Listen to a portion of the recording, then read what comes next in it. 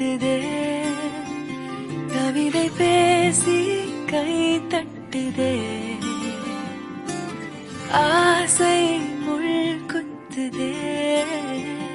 அருகில் போனால் தேன் சொட்டுதே பறவையாய் திரிந்த